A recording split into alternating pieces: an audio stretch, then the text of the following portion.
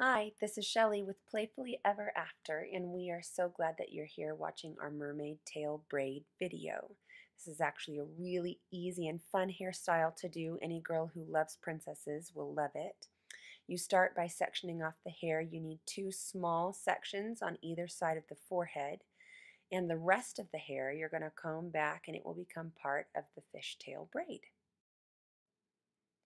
So to start the mermaid tail, all you need is a section of hair near the top of the head, and this is going to be the beginning of the braid.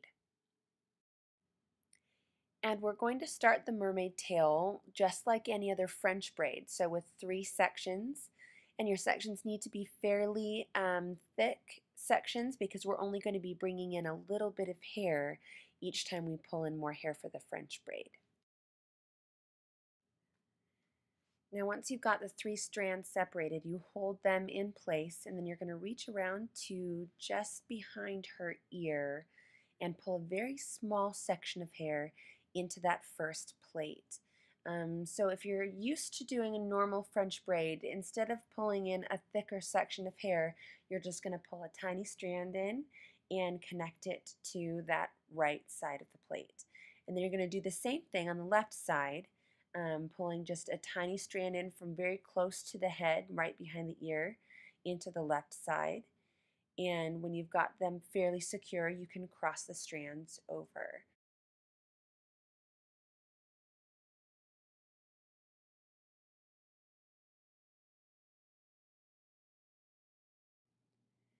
So another way that this mermaid tail braid is different than a normal French braid is that you don't have to keep the strands super tight as you're pulling them in.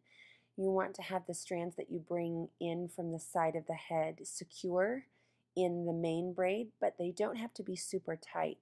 And as you pull them in, you can kind of see they relax down, and that's what creates the illusion of scales on the mermaid tail.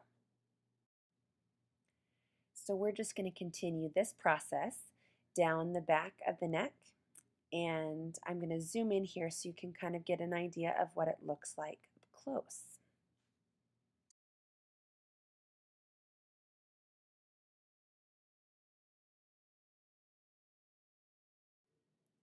And now as I zoom out, you can start to see that this braid is starting to look like a mermaid tail, and that's really exciting. It's going to be really cute when it's finished.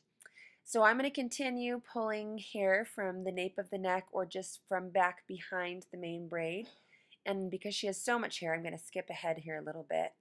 There we are, to the end. And as I pull in just a little bit more hair into that main braid, you can see it's starting to look like a mermaid tail.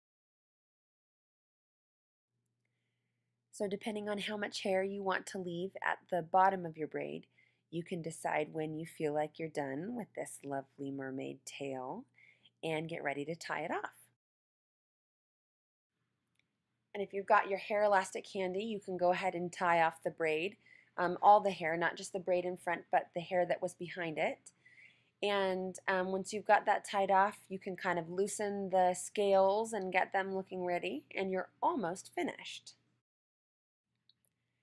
And now to put the finishing touches on your mermaid tail braid, you're going to take the section of hair that you left out at the front, first on the left side, and just give it a twist all the way down to the end. And this is where it comes in handy to have a wonderful little girl like Ellie who's been so patient this whole time. You can hand her the twist, and she can hold on to that left side while you go ahead and twist the right side. Okay, great. Now that you have them both twisted, you just need to bring the twists around together near the top of that main tail braid, and you can secure them with an elastic.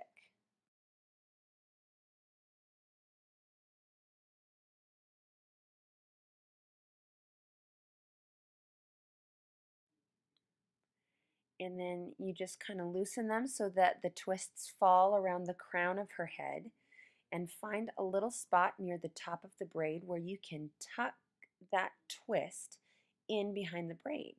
And you can, once you get the hair tucked behind the braid, You can just nuzzle that little elastic down inside the top of the braid and it will not even be noticeable. And now you have a lovely mermaid tail braid. Thanks for watching.